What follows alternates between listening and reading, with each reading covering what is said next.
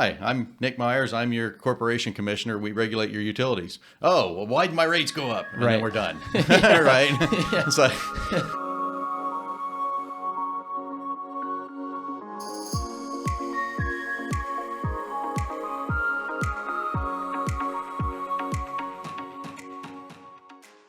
Welcome to Tell Me About It. This is the show where I interview various professionals, get insight into their daily lives on the job. My name is Josiah Smith. I'm your host. The special guest today, Nick Myers, who is on the Arizona Corporation Commission. Is commissioner your title? it is. That's my elected title. Okay. Although I am now the vice chairman of the Corporation Commission. So it's either Vice Chair Myers or Commissioner Myers. Okay, so we call you Commissioner Myers then. Okay, awesome. So you just answered actually my next question. Elected official. Tell me a little bit about. Actually, let's back up. We'll get into the elected part. Okay. Let's start with very 10,000 foot view. What is a corporation commission, and then what would the kind of very general functions be of your commissioner or vice commissioner or vice chair? Is that what you said? Right. Vice chair. So, interesting question, because the Corporation Commission, I describe it as the Rodney Dangerfield of offices, of political offices. Okay. And the reason I say that is because it gets no respect. No one knows about it. But it's extremely important and touches your wallet every day. Okay. And the reason I say that is because 98% of what we do is regulate utilities, so private utilities in Arizona. That does not include SRP, because they are set up by the federal government and kind of have they're a quasi-municipal type entity. It doesn't include anything that's town of or city of, Okay. right? So city of Mesa Gas, we don't regulate. Okay. But there's APS, TEP, UNS. Those are all electric companies. There's EPCOR Water. They Diversified Water, which I believe this may be Diversified area. We're EPCOR here. Are you EPCOR here now? Okay. Yeah. It's right on the boundary there. It was a touch and go when we moved in. Yes. So all of those are private water companies. There's over 300 of them now. We're trying to shrink that, because there's a lot of very, very small ones that are we're not very well run, but there's still over 300 of them in Arizona alone. So wow. lots of rate cases and whatnot there. We regulate gas, right? So natural gas, pipeline safety, railroad safety. That's something that falls under our purview. So anytime a car and a train collide, we're the investigative body. There was a couple of natural gas explosions that really made the news recently. One of them down in Coolidge that killed a farmer and caused a bunch of grief a couple of years ago. Things like that, we are the body that goes and investigates. We regulate securities in Arizona. So I like to joke that if Bernie Madoff were to come to Arizona, he would fall under our jurisdiction. Okay. We do actually a lot of securities in Arizona, a lot of fraud, prosecution, and things of that nature. So what else do we do? Corporations filings. That's the other one. Okay. So we're a big filing cabinet, basically, for all your company paperwork. And we Okay. don't have any real regulatory authority over it, very minimal at best. So really what we are is just a filing cabinet. You give us your LLC paperwork, we put it in as long as we checked all the boxes, and then we put it in the filing cabinet. Okay. The other thing we regulate is telecom, but it was largely deregulated in the 90s. So it's all competition. We call them CCNNs, which is their license to operate. So they basically, here's your range of rates you can charge.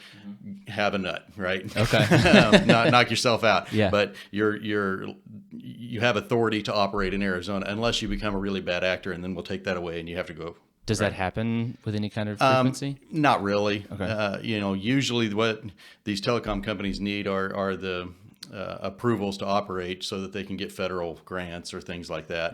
But largely, most of them are internet-based anyway, Yeah. voice over IP, and a lot of that we don't regulate. Oh, So okay. it's very minimal. Okay. It's just landline stuff and the backhaul. Oh, okay. So internet Cox, things like that. To the extent that they don't do telephone stuff, that you'll largely do internet, we have no jurisdiction over them. Interesting. So how many even telecom providers are left? Not many. Yeah. Realistically, there are a handful, because they need, like I said, they want to provide multiple services and they need government funding to do that. So they have to offer certain landline services, even though nobody buys it. Buys them, yeah. But they have to offer it in order to get the federal funding. Okay. So we do have like Frontier Communications, and they operate in rural areas largely. So we regulate them on a, we see them fairly regularly.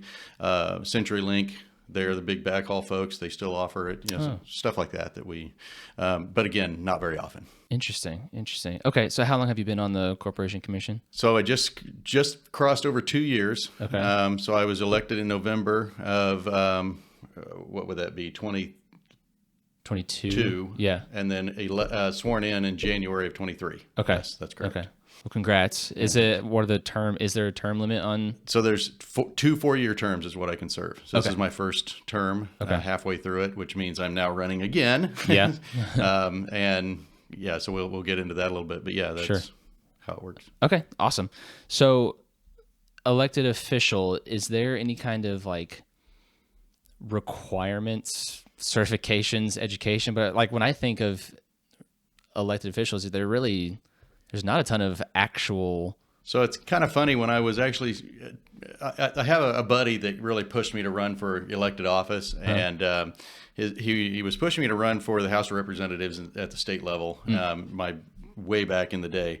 And he said, we need people that are smart, that have some background and experience, because there's a lot of people out there that can't get a job, so they run for office. Yeah. That's where my mind goes. Yes. That's why I'm kind of like, how do I ask this question? And there's some truth to that. Yeah. I mean, there are some very smart people in the legislature as well. So I don't want to make that a blanket statement. As a matter of fact, there's probably more qualified people there than not. Sure. But the answer is no, there really aren't any qualifications. You just have to convince a ton of people that you're the right person for the job. Yeah. And for a statewide race, which is what my position is, you basically have to talk to, between 4 and 7 million people and get, in my case, about 1.7 million to say you're the right guy. Yeah. Right. So it's the worst job interview in the world. Right.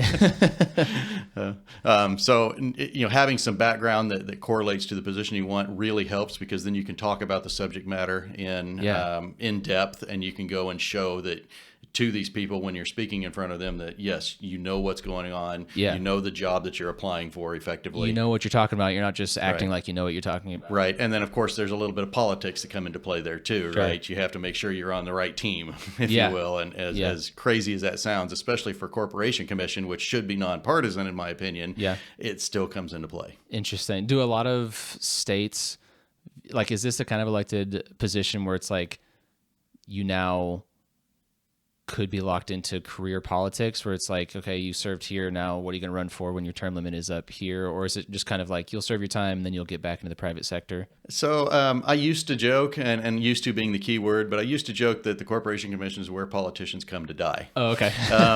And the reason I say that now is, and I'll qualify that here in a minute, but the reason I say that is there's a lot of people from the legislature that have gone from that position to the next statewide position, which might be Corporation Commission, in order to bump up their retirement plan because of the way the elected official retirement stuff works, and then they bail, because they're stepping out of the political world. That has largely changed, and it's changed because I've changed it. I actually ran a campaign on that. This is my first real elected position. So and that's uncommon. It is extremely uncommon. Interesting. Normally you work your way up from school board, maybe go to a legislature, then go to a state position, and then maybe you go to federal. Okay. In my case, I have a background in software engineering as well as entrepreneurship. My dad was in securities. And then as part of the entrepreneurial thing, I had to fight a water company at the Corporation Commission, and that took 6 or 7 years. So I had a lot of experience with the Corporation Commission doing exactly what I needed to regulate in that case. So I was definitely the exception and not the rule. But because of that, I had a great story I could go around the state and do. Also, I put in a lot of legwork. It's kind of funky how the financing for running a campaign for Corporation Commission, and we can get into that if you want, but the reality is a lot of it is just being everywhere at all times. Yeah. And it's kind of a weird way to say it, but there were times I was most memorable on the campaign trail. I was down in Sierra Vista, so way southern Arizona, in the morning, drove all the way to Sedona for a dinner meeting and speaking engagement. And then on the way home, we stopped by Scottsdale and spoke one more time before going and putting out campaign signs till about 2 a.m. Oh my gosh. So that's the kind of life you lead when you're applying for this job. But I had to do that because I needed as much support as possible, being a brand new person to the field, and not only that, but I was trying to take out an incumbent, which is very difficult to do in and of itself. But this particular incumbent was a black female with the last name of Kennedy. And so she automatically had 3, I guess, feathers in her cap, if you will, right? Sure. Just because of that, plus 4th being the incumbent, it was a very big challenge to take her out. And so we being Kevin and I ran together, we had a big job on our hands. So we did that for 2 years. Yeah. Year and a half. So is there a lot of like pre-planning that goes into it before you even throw your name on the ballot? Is this something that you've been like planning on doing for years and years, or is it just like, oh, election cycle coming up, let's figure out how to run a campaign? I knew nothing about politics. Okay.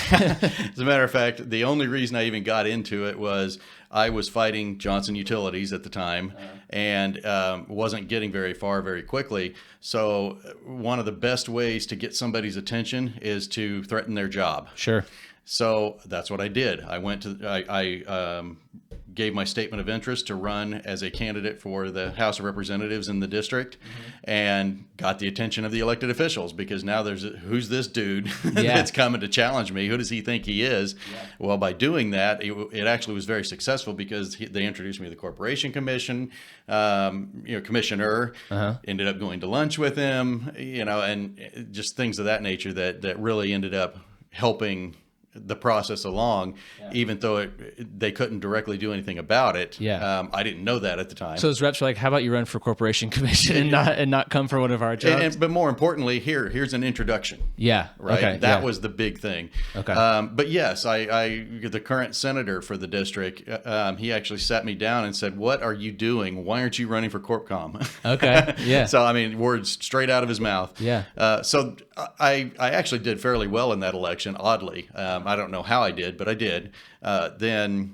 But I didn't win. Okay. So I did well, but not well enough. And I didn't expect to win. There was no way. These guys are ingrained in the politics, and everybody knew them. And is that just the game? Like you're like, I'm gonna put my name about this year, and then 4 years from now run again and have more traction. Like that's pretty somewhat normal. 2 years, because there's elections every 2 years, realistically, right? 4 years for president, but there's elections every 2 years. Every 2, yeah. I did that, and then I really just wasn't planning to run again. I still knew nothing about politics, but the Johnson Utility stuff wrapped up during that time. Okay. So in your favor, or? It was, well, in your favor too. Okay. Actually, we now have EPCOR serving us.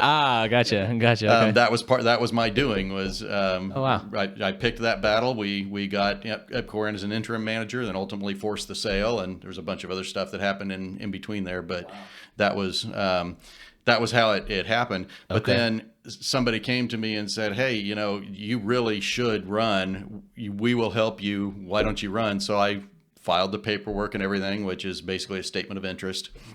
It's a one-page thing. You file with the Secretary of State, and boom, you're collecting signatures. Wow. Okay. So it's really pretty easy. Yeah. You're not on like the grocery store parking lot. Like, hey, can I talk to you for a second? Need you to sign this? Okay. Yep. Yeah. That's exactly what that is. You see a lot of them out there. Yeah.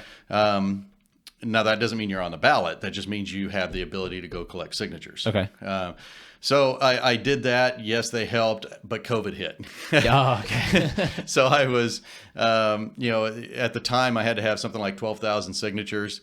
I had something like 13,000, and then I couldn't shake hands anymore. And it was a real problem, especially for somebody that didn't know anything. Yeah. At the time, I was one of a bunch of candidates that got kicked off the ballot because somebody came and challenged my signatures. And there's work? About 20% chance that the signature you get is going to be invalid. And that's because they've already signed for you and they forgot, so they signed again. So that second signature doesn't count. Or maybe they're the wrong political party, so that wouldn't count. Yeah. Or it's just illegible. so Okay. nobody can tell what it is. Yeah. There's all sorts of reasons why it can be you can be kicked off of, or that signature can be kicked off of your petitions. Okay. And is that part of the game too, where it opposing is. candidates be like, let's knock those signatures down if we can? Everybody does it. It's just the way it goes. So your job as a candidate is to make sure you have that 20% buffer so that you're not challenged off. Now it's kind of silly of somebody to challenge you if they can't prove definitively that those signatures are bad, but they have a very short time period to do that. Okay. So it is a little bit difficult, but it happens all the time. And in this case, because of COVID, there were a lot of challenges. And it turns out, at least in the Republican Party, we had 3 seats open, but then only 2 candidates to fill those 3 seats.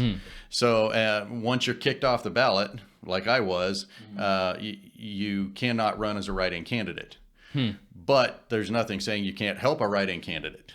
So at that point, I went and helped Jim O'Connor, who was the first statewide write-in candidate to be elected in the history of Arizona. Awesome. So I applied my be everywhere at all times philosophy to his campaign. I went one side of the state while he was at the other side and spoke on his behalf, and we got him elected, which was great. And then for the remainder of that 2 years, for the next 2 years, basically after he was elected, I was campaigning again, but I was also I got hired as a policy advisor for a different commissioner, not for Commissioner O'Connor. Okay. So I was literally drinking from the fire hose, if you will, for that job for 2 years prior to actually being elected. And at the same time, he was supporting my run for Corporation Commission. So Interesting. I really had to work hard to get that position because I was a newbie.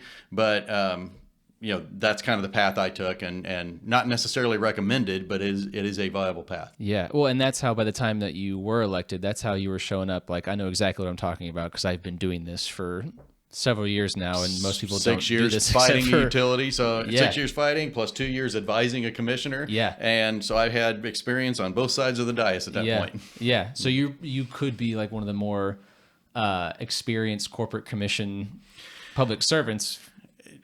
in a Very long much so. time. Yeah. Yeah. There's a very good possibility that I am one of the more experienced ones. And then, of course, my knowledge base has just been growing since then. Sure. And not only that, but the guy I ran with, Commissioner, who's now Chairman Thompson, he has a background at Southwest Gas from a number of years ago. He at the time, he didn't still work with them. He worked, it was 10 years prior to that. But that was his background. Okay. So he had been in the regulatory world and been in the utility world. So he had a lot of experience, from a utility standpoint. I had a lot of experience at the regulatory standpoint. Yeah. So combined, we made a powerhouse of a team. Yeah. Yeah. And how close was the election that you ended up winning? We actually won by a fair margin. Okay. I mean, it wasn't like a blowout or anything. Sure. But I think ours was 1.7 million, if I'm not mistaken. And by mine and Kevin's, out of 1.7 million, our split was like 50 votes. Oh, wow. It was absolutely nuts how much people correlated us together. As a matter of fact, people still call me Kevin. That's how close we were associated with each other. Wow. But the next, I'm trying to think, I think the next closest was something like 1.5 million. So there was 200,000 votes or something, if I'm remembering correctly. Yeah, enough to be like... it was enough that it was, we knew we won, and there wasn't really much that was going to change that. Yeah, okay, interesting. So like I said, worst job interview in the world. Right, yeah, like that's crazy. So it's like, a state like Arizona, if your listeners are not here, we basically have Phoenix and Tucson, and then... Is that fair to say? Phoenix, Tucson, and then kind of everything else. There's a few kind of vacation spots, sort of large-ish towns, but Phoenix Metro and Tucson, is that kind of where the bulk of your campaigning has to be, just by necessity? By far, top 4 counties. Maricopa County is number 1. Pima County, which is Tucson, is number 2. Mm-hmm. Pinal County, where we are, is the 3rd. Mm-hmm. And then, believe it or not, Yavapai County is number 4. It's a fairly small county, but it's very high voter turnout. Interesting. Okay. Interesting. See, that's the kind of data that we don't really think about. And is that stuff that happens pre-campaign or just as you're campaigning, you're looking at the numbers and you're like, oh, we should go to this county? A lot of that's been that way for a long time. So you'll find out as you go through the campaign where things go, but you can look at previous history of voting records and things of that nature, registered voters and whatnot, and find out where the pockets are. Believe it or not, rural, which is all of the outside, right? There's no one county, but rural folks make up a pretty good chunk of it as well. So you have to cater to them, but that's a long ways between houses. That's why you're driving all over the state. Yeah. There's a lot of that, but also that's why you do radio, right? Oh, yeah. So yeah, there's a lot of data points you look at when you're trying to target appropriate people. Messaging applies differently to rural versus, say, Maricopa County. So a lot of times you'll change your speech, you'll change the radio ads that go out to those areas, but it's all applicable. It's just, what do you focus on? Yeah. Is it easier to, this might be an inflammatory question for our listeners, but is it easier to campaign to an informed voter, or like those battleground area voters who are just kind of like, their opinion can be swayed? The people whose opinion can be swayed typically don't give a crap about politics. Right. So talking to them is more like, "Hi, I'm Nick Myers. I'm your corporation commissioner. We regulate your utilities." "Oh, well, why'd my rates go up?" And then we're done. Right? It's like, well, I can't give you an entire rate school right here, right now on the side of the street, right? Right. But yeah, it's a lot easier to, and I don't know if it's. It depends on how you define easy. Sure. Right. Okay. In that case, it's easy to talk to that person because you just walk away and you're done. It's a 30-second conversation. Yeah. But it's more fun and more intellectually satisfying to talk to the educated voters. Yeah. But even then, when you talk to them, when you go speak to, say, a Republican group or any group, really, the first thing out of your mouth for a corporation commission candidate is, here's what we do, here's who we are, here's what we do. So first 30 seconds to a minute of my speech is, this is what your corporation commission does for you. Yes, every time you touch your light switch, we're in your wallet. Yeah. Right. Yeah. So that's really interesting. And so how does that work? Let's sort of move into that regulating, where you just say you hit the light switch and it's in your wallet. What are you doing to affect that, or what are you looking at to affect that? So the biggest portion of my job is, my particular job is approving rate cases. Okay. So the way that works is, the utilities, just like any other business, they get hit with inflation. They get hit with extra costs. If a storm comes, blows down a bunch of power lines, they have to replace them. That cost needs to be recovered somehow. Who does it get recovered from? The ratepayers, right? The people that are paying the bills. Yeah. Or a better way to put it is the customers of the utilities. So generally what happens, because they are monopolies, they have to have a balancing party, and that's where the Corporation Commission comes in. Okay. Every state has some form of that. Usually they're called PUCs, Public Utility Commissions. In Arizona, we call it the Arizona Corporation Commission, and there's some history behind why that is. But we are also one of only about 13 or 14 states who actually elect our utility commissioners. Interesting. Everybody else is appointed by the governor. So Arizona, and just to get into that history a little bit, back in 1912 when we were formed, the public really didn't trust that the governor would have enough distance from the railroads at the time, who was the corporation that they were trying to regulate. So they did not allow the governor to appoint the commission. They want them to be separately elected. And that's why we exist, is largely because of the railroads at the time. And then over time, we got telecom, electricity, all that other stuff. Yeah. So that's the quick history of it. Now, what we do is the utility will then, because they've accumulated so much of this cost, and by the way, while they're holding on, they're kind of being the bank for the money, right? They have spent your money to buy a new telephone pole, and they need to come back and start collecting on that, and it might be 3 or 4 years later. So there's a heck of a lag between when they spend it to when they can recover it. Yeah. And then they come in for a rate case.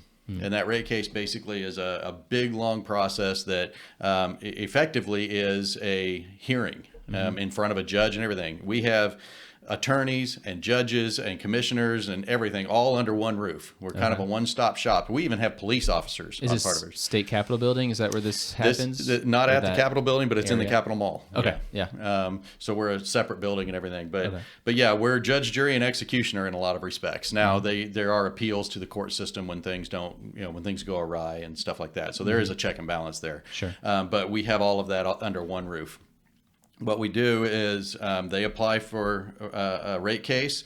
It goes through the entire process of hearings, through the judge, through our utility staff, and then they come up with something that is maybe not what the utility wanted as far as their rate recovery, but it's also not the low end, right? It's somewhere in the middle.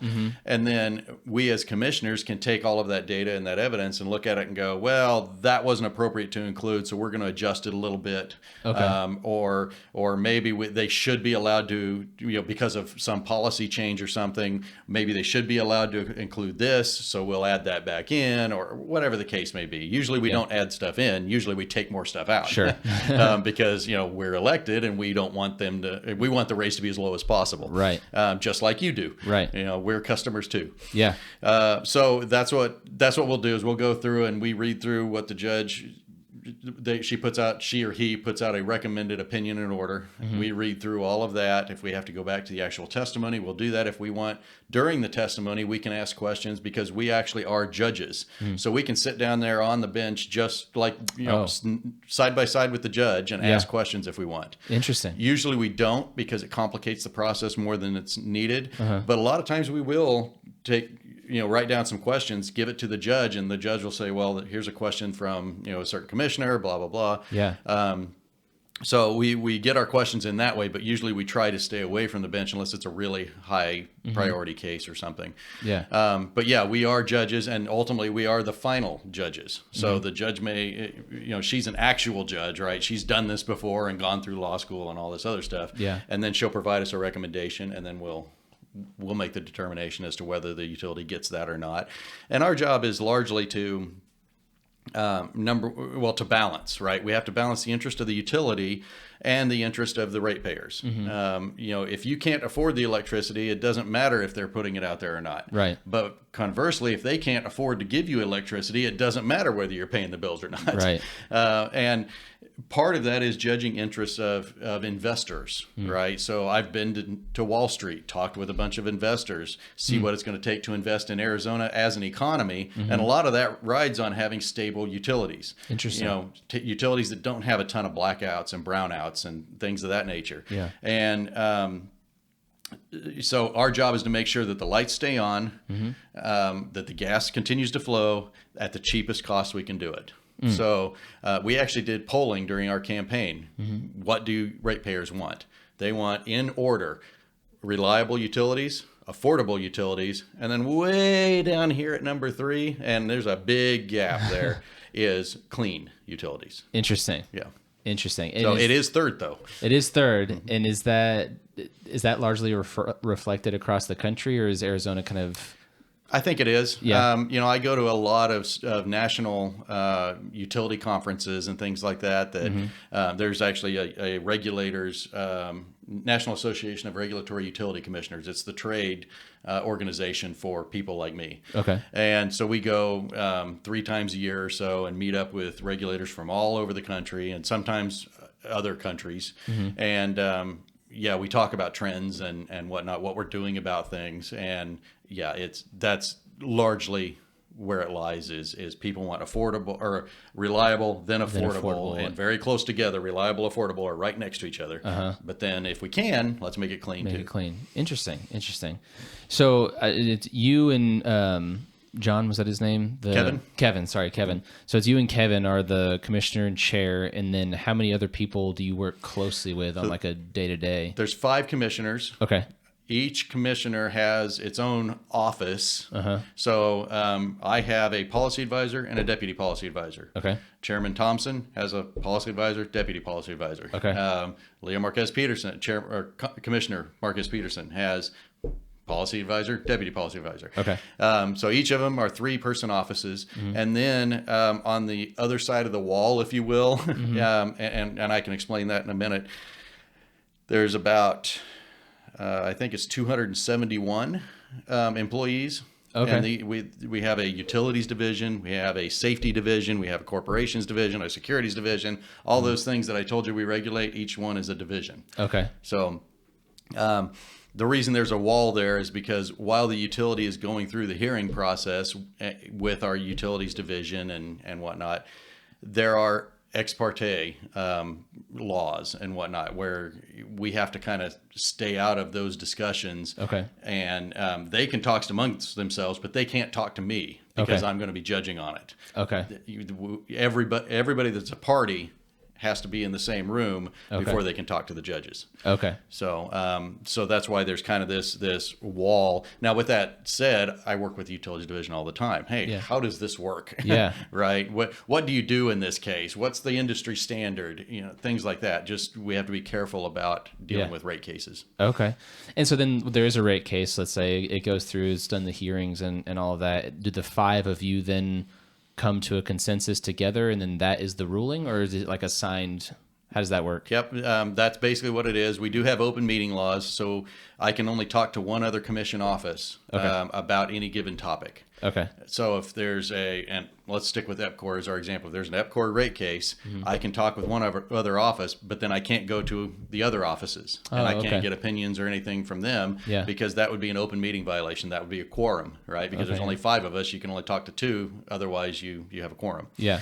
So where we have those discussions is on the dais during the open meetings. And those are completely, because they're open meetings, anybody's allowed to come and watch and participate, and there's public comment, all of that. But you'll see that we actually have discussions on the dais a lot. Now, it turns out that Kevin and I think an awful lot alike. I don't really need to go talk to him about too many things. Okay. So I may pick another office that maybe I disagree with, or I expect is going to have a different opinion, or maybe they're the experts in something. So I'll go tag their office. But by and large, we have those discussions on the dais, and we with the utilities and utility staff and everything. Okay. And then the 5 of you just submit votes, and then we vote on it, and majority wins. Majority wins. So it never has to go back because there's 5. So it's always 3-2 or better. Right. And how often does that happen? Is it usually a 3-2 vote, or is it?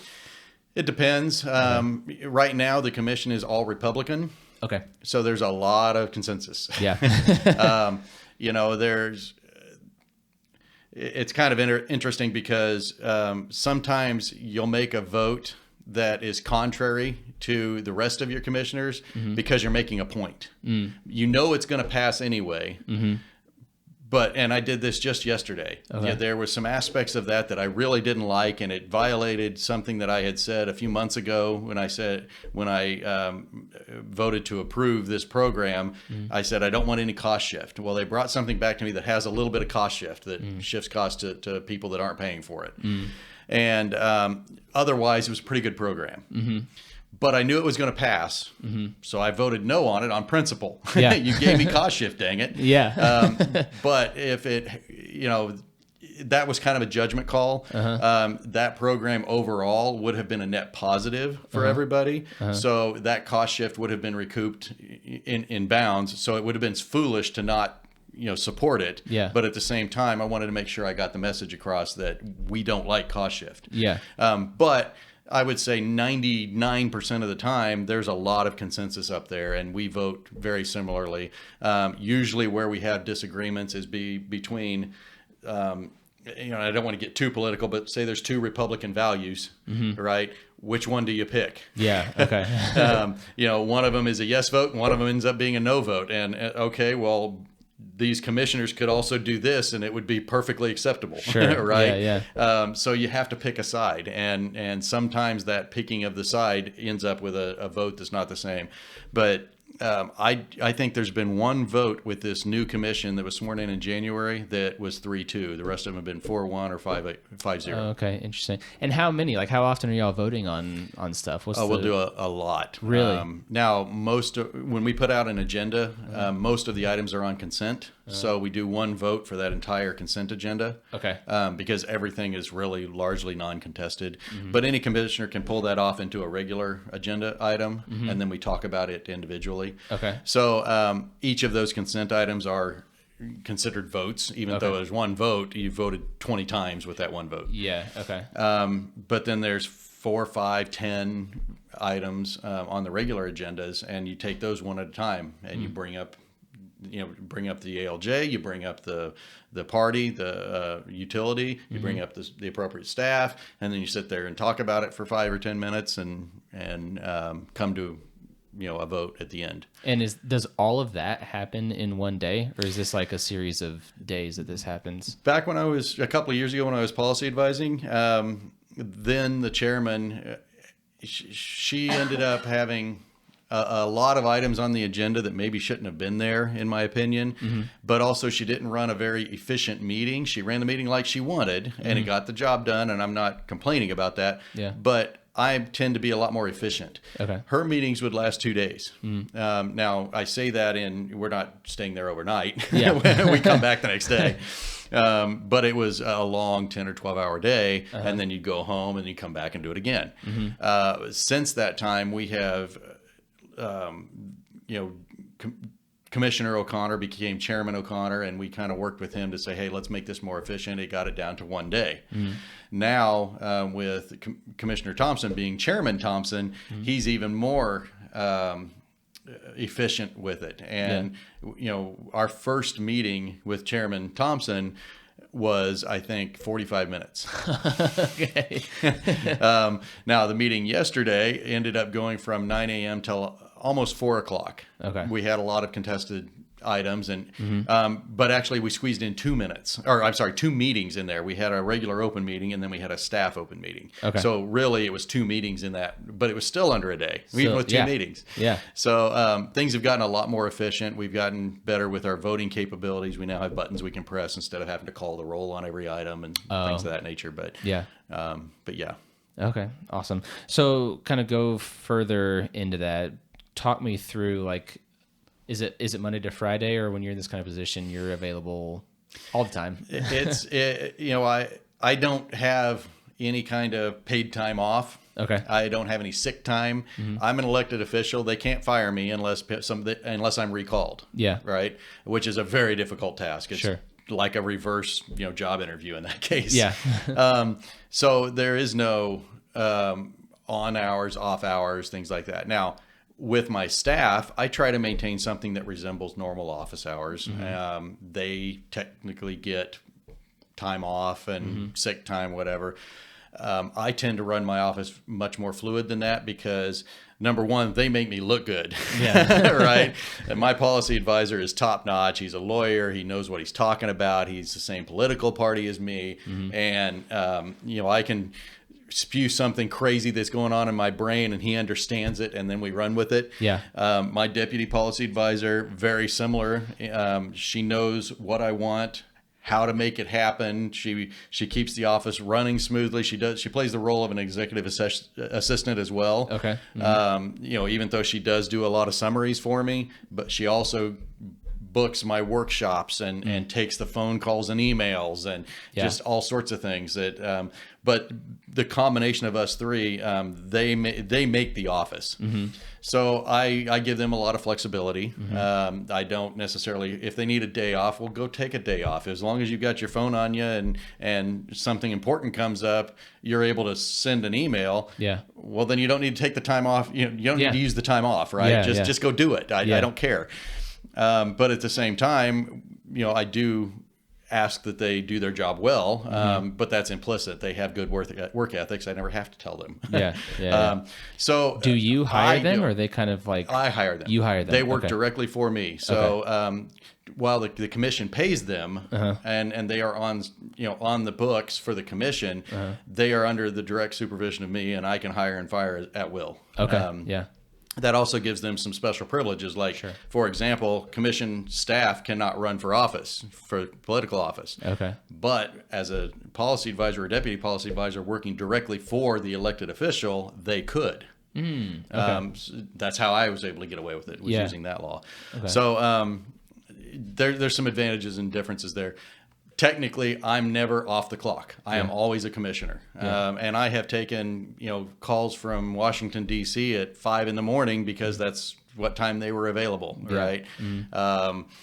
There's times like the day before the open meeting that we may be working till 8 or 9 at night. I'm sitting on my couch on the phone with my policy advisor. It just, that's the way things go. But then the day after, they may effectively have a complete day off because nothing's going on, and go take a nap. Yeah. Right. So yeah, it's very fluid in that respect. As long as we get the job done is really where it lies. And honestly, if I'm being completely honest, when I was managing software engineers, I had a very similar policy. But yeah, as an elected official, I don't have hours per se. Okay. So what does like a typical week look like from start to finish? So I do a lot of, we'll call them extracurricular activities. Okay. And what I mean by that is I've been extremely involved in setting up a day-ahead electricity market for the last couple of years. To describe that, it's kind of like a stock market, except you're trading electricity. Okay. Now, the Western United States doesn't have something like that. The rest of the United States does. It's just never happened in the West. So for the last couple of years, I've been very active in those discussions. So I'll have meetings that deal with that. I'll have a meeting that deals with another group that works on transmission line planning between the states or whatever. The federal government recently, FERC, which is the Federal Energy Regulatory Committee, recently put out a ruling, a requirement. It's FERC Order 1920 that says that certain regions have to do transmission planning. Okay. So now we have to go through and comply with that. So I go do that. I'm on the teams that do that. The Markets Plus, which is the market that I'm working on, I'm actually the chairman of the Markets Plus State Committee. So the State Committee is where all the regulators join, and I'm the chairman of that committee, and then we have input into the rest of the market that's being developed. Okay. So, and none of that is anything I have to do of being an elected official. Yeah. All right. Going to these NARUC, the trade organization stuff, going to those, I don't have to do that. Okay. It's all extra. Yeah. Going and talking to investors on Wall Street in New York, not anything I have to do, but that's what a good regulator should do. Yeah. So I do it. Yeah. But it's not part of my paycheck, Right. if you will. Yeah. So a lot of what I do is virtual meetings. I would say 85% of what me and my office do, we all do it from home, right? We all do it from our home office or whatever. And it's just 3 of us, so we can communicate really easily. But a lot of the people that I talk to are from Washington, D.C. or Washington State or Idaho or whatever. So it's all remote anyway, and a lot of Zoom calls, things of that nature. The day before or the couple of days before the open meeting, I do a lot more work with my team to make sure that I understand all the issues that are coming before me, put together amendments, right? If I have something I don't like, or maybe there's something that was typed incorrectly in there, we find those. If there's calculation errors, we make an amendment. If there's a policy change, we may make an amendment. But putting those amendments together, getting them filed appropriately so that the other commissioners can see them before we have to vote on them. That's kind of the work that we end up doing, before the meetings. And it takes a fair amount of time, and I lean on the policy advisors to do a lot of it, but ultimately I'm the decision maker on that. So yeah, it's, I would call it not your typical office job, but an office job. Yeah. That's cool. So during that week, so you've got all the extracurriculars, and you're spending what sounds like probably the majority of your time working on those. And so then that split between the actual rate cases, how many rate cases are you doing in a week? Or is it fluctuate? Well, like maybe so we have maybe a bunch. Yeah, we do. I think it was last year. I think we did over 100 rate cases. Wow. I don't know if that's necessarily typical, but it's 50 to 100 I think would be Yeah. fair to say in a year. Yeah. So now a lot of that work is done by utility staff, which is why we have 271, Mm-hmm. not utility staff, but we have 271 employees. Uh-huh. Also, we have many other things, like we'll have a bunch of securities items on our agendas as well. So there's a lot of hearings and stuff that go on there. We look at all those as well, just to make sure.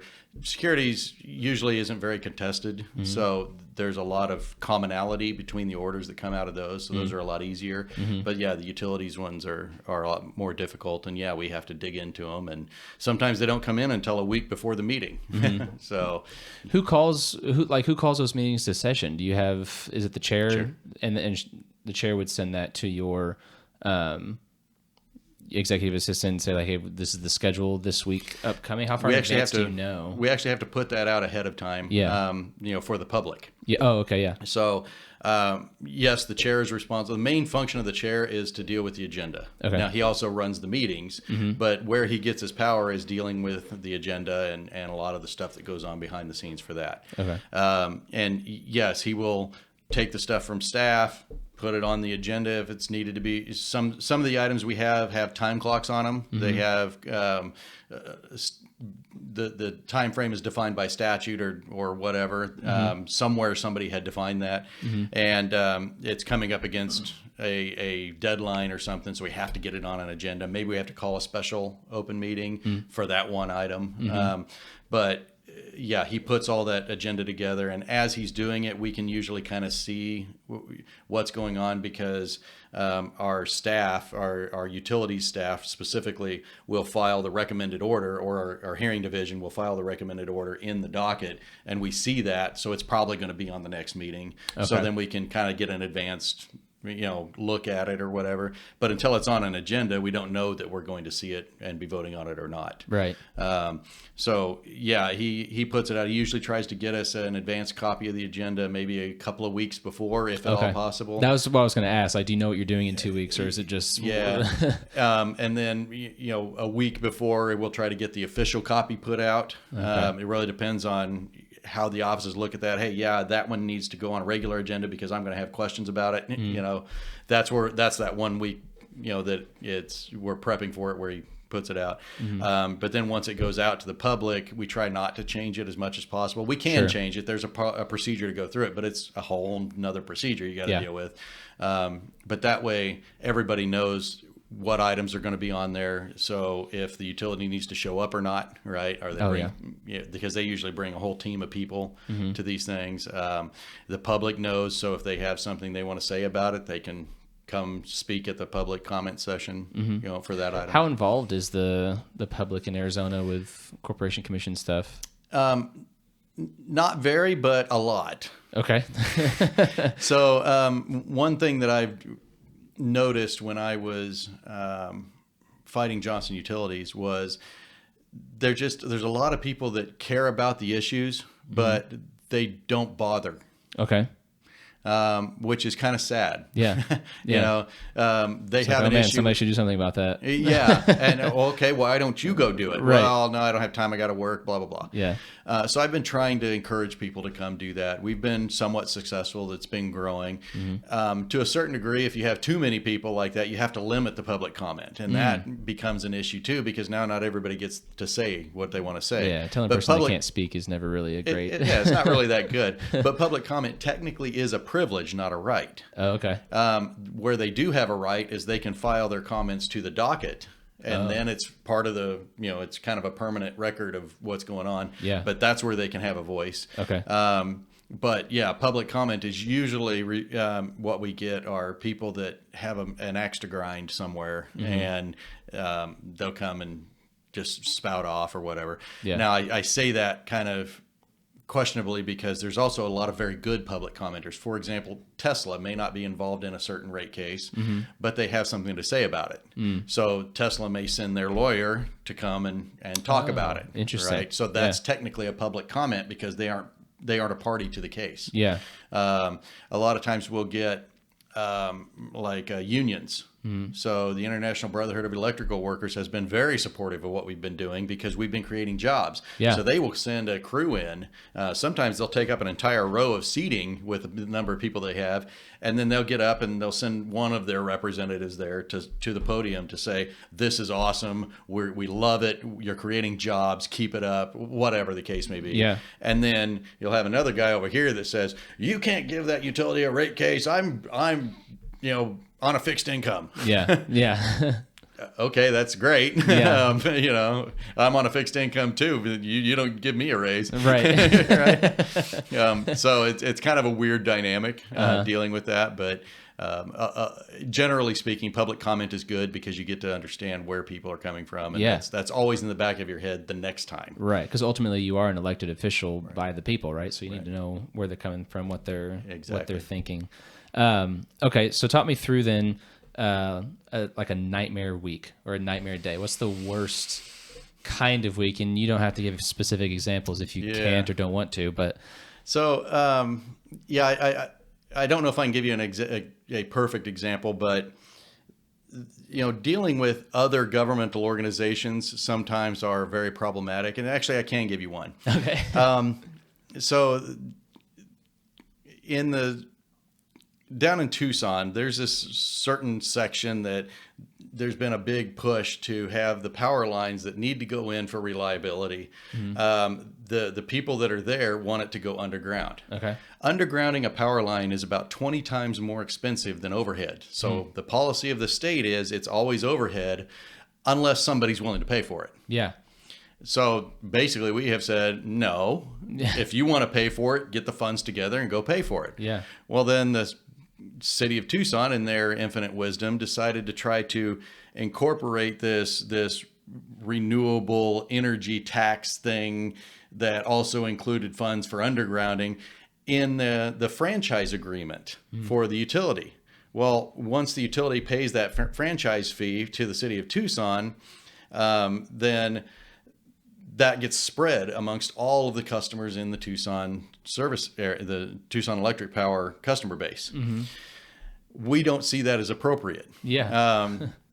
And not only that, but we were basically threatening legal action because now all of a sudden you've got a cost that's not associated with the franchise being thrown into the agreement. And, so my job quickly became getting on radio shows down in Tucson, explaining why this is a bad deal, talking with the various groups that supported me and going back to them and saying, hey, this is what's going on. You need to fight against it. Yeah. Ultimately, we got it defeated at the ballot. Okay. So, but then it came back. So now we're having to deal with this problem where they had a judge that was sympathetic down in Tucson that said, no, it has to go underground. And then you have the Corporation Commission saying, no, it's not going to go underground. Yeah. So now you have TEP in the middle going, what do we do? Right. We're waiting to put these lines in. Are they going up or down? Right. So, and that's going to turn into more lawsuits and things of that nature. And I'm sure it's going to come back across my desk at some point. Yeah. And we may have to come up with something creative, but dealing with situations like that is probably one of the worst because you have to rally the troops to make sure that bad policy doesn't get passed at the ballot box. Yeah. So you're just campaigning all over again. Right. A lot of my job is dealing with legislators, Okay. or other government organizations. So as an elected official, I don't have to register as a lobbyist because it's assumed.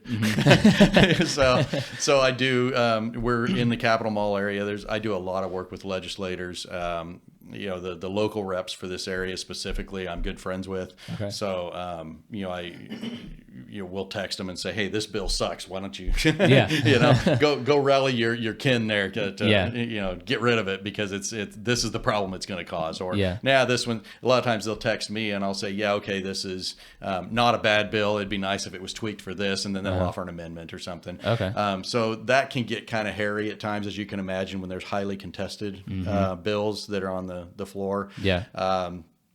That's not as much a bad day for me, but I'm certainly very involved, and can be a long day, that kind of thing.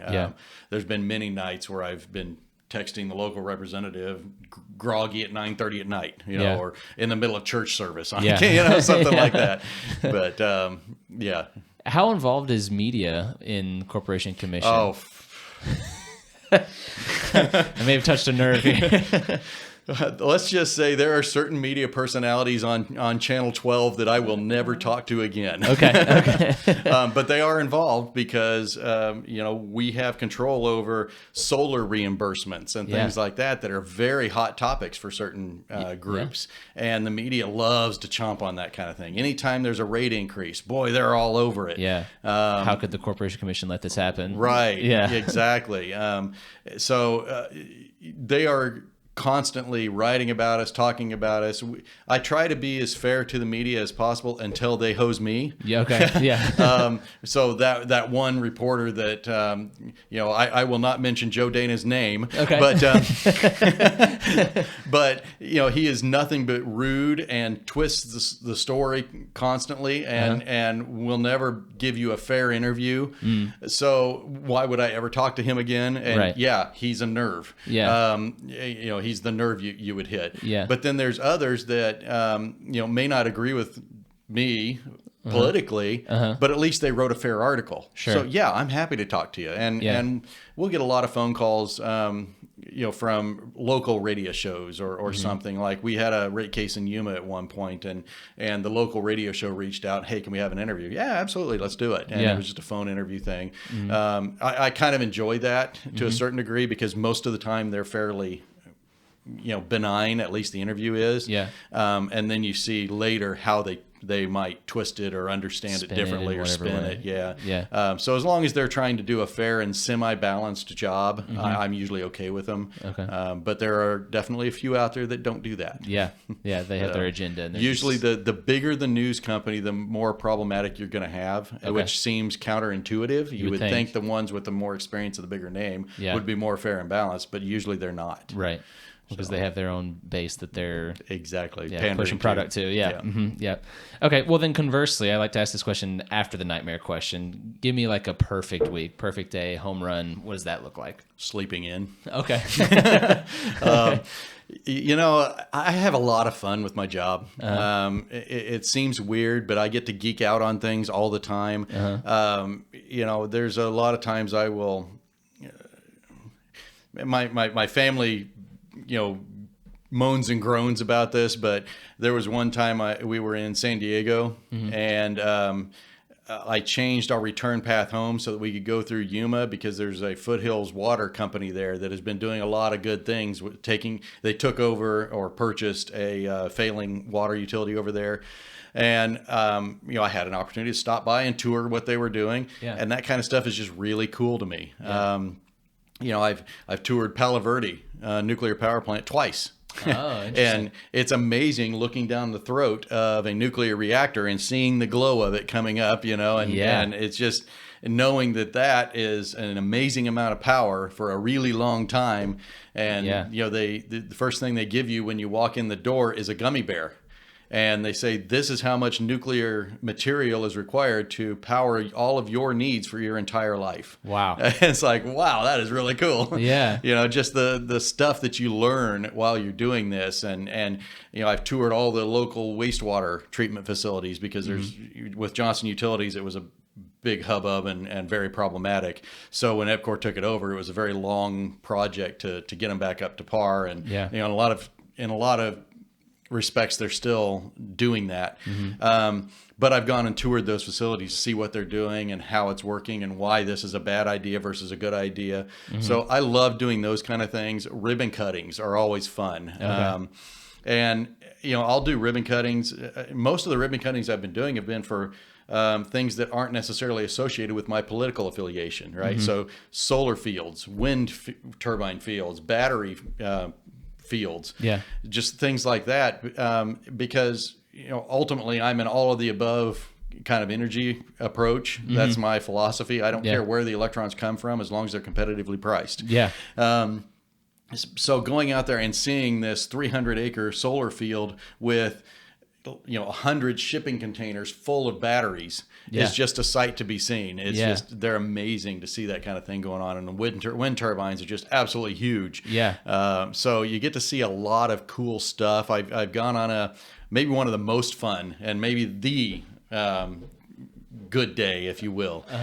SRP, who we don't regulate, has a watershed tour that they will put on for elected officials. And what it is you go up in a helicopter and they fly you around the state and go, see, this is Bartlett Dam and Roosevelt Dam, and here's how it all flows together, and it shows you the flow paths and where the generating stations are, the turbines that, to power everything, and how it all comes together. And it's an amazing tour to go out over all of Arizona like that, and then go back to a conference room and talk about it. Right. So that kind of thing is just really a good day in my book. That's really cool, and that you kind of answer one of the questions that I have, or I like to ask folks, like, what is it that motivates you or gets you out of bed in the morning to go do this? Which you pretty much just answered it with that perfect day. Yeah. I do have from a daily standpoint, though, it's knowing that I'm doing something that will affect generations to come. So, and that sounds kind of cliche, but really that's why I do this job, is I know I'm having an impact, not for me as much, because what's happening right now is what's going to continue to happen for the next few years. But the decisions that I'm making now and the work that I'm doing with our utilities, not just in our state, but across the country, as far as bringing in nuclear reactors to the state, that's one of my big desires and projects and things that I'm doing, is advanced nuclear reactors, bringing them to our state. Those kind of things have a very long-lasting impact on what my kids' energy future, my grandkids' energy future. So I'm leaving that legacy, and I get to be a part of building it. Yeah. That's what gets me up in the morning. The other stuff's just really cool. Yeah. Awesome. So I do actually have one other question. Sure. What are some things that, like, in your world, this political world, elected official, and more specifically your utility world, what are some things that you either encounter or notice on a daily basis, or maybe not even daily, but just semi-frequently, that most people either don't see or don't consider? Probably the biggest thing is they don't understand that just because a utility is a monopoly doesn't mean they're not a business. Okay. So what I mean by that is, when a utility applies for a rate increase, for example, the media will get a word of that. We'll get 1,000 emails that say, or hundreds of emails that say no rate increase. Well, you can't do that. They're a business. They have to operate. They have to have the capital to do that. And constitutionally, they are allowed to recover that. So I can't legally just say no to a rate increase.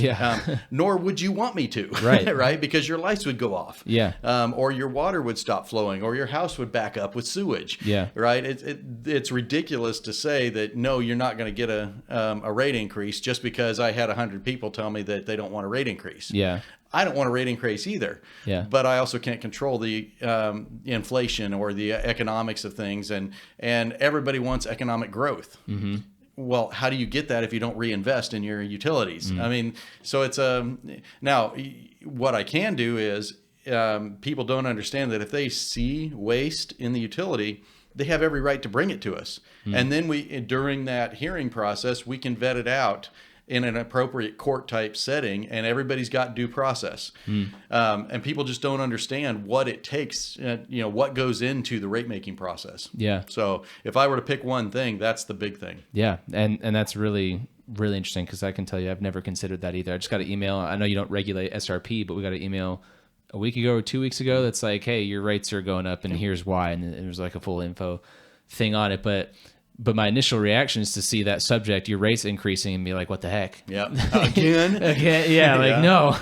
And that's my own ignorance. So I appreciate you kind of clarifying that. Where my job comes in is to make sure that the policies that might cause increases in your rates are not implemented, right? So if we have Green New Deal style policies, we've actually been taking all of those out, because what they end up doing over time is increasing your rates rather than decreasing them. So we're trying to get rid of those bad policies and make sure that no new bad policy is introduced. That's a lot of what we do, and it's a very technical type position that really you need to have some kind of knowledge on how this works. Otherwise, you're making decisions based on ideology. Which isn't necessarily the best. It's kind of a bad thing usually. In my world, it's a bad thing. Yeah, I can imagine. So, Did you have anything else that you wanted to say or put out there? I know that this will be a published podcast, and you are an elected official. Is there anything that you'd like to kind of finish with?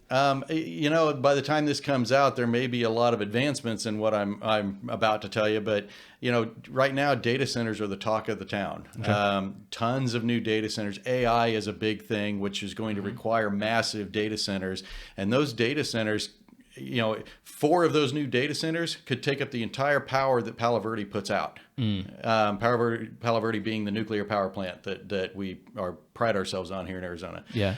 That's a lot of power. Yeah. And as you can imagine, that's a lot of infrastructure that's needed. And this is happening all over the country. So to put into some context, and this is just APS because these are the numbers that are on the top of my head. They've spent about over 100 years, like 110 years, to get the grid to where it is right now. In the next 10 years, or 15 years, they have to double that. So that's the mass, the scale of the project that we are talking about having to deal with right now. And I mentioned real quickly that nuclear is one of the things that's really on the top of my radar. I'm also vice chairman of the nuclear committee at that trade organization. And a lot of that is because I've also just recently opened a docket at the commission to explore how we're going to get new nuclear here. And the reason for that is because the coal plants are shutting down. And a lot of that may be due to bad policy. We can argue that discussion all day long, but the reality is it won't be economically feasible for long. The coal plants are shutting down. What are we going to replace it with? So you're going to see a lot of changes in the next 10 years in the energy generation world, with the markets coming online, with small modular reactors, coal plants shutting down. And it's really cool to sit back and watch, but a lot of that has to do with economic growth and economic development. So I guess a lot of it is be patient, be supportive, help out where you can. If I'm talking to your future listeners, that the decisions I'm making now are likely what you're going to be facing when this podcast comes out. So. Yeah, awesome, cool. Well, Nick Myers, I appreciate your time. This was really interesting, informative for sure. So again, thank you for coming on, and we'll talk again soon. Absolutely. All right, Thanks for having me. Yeah.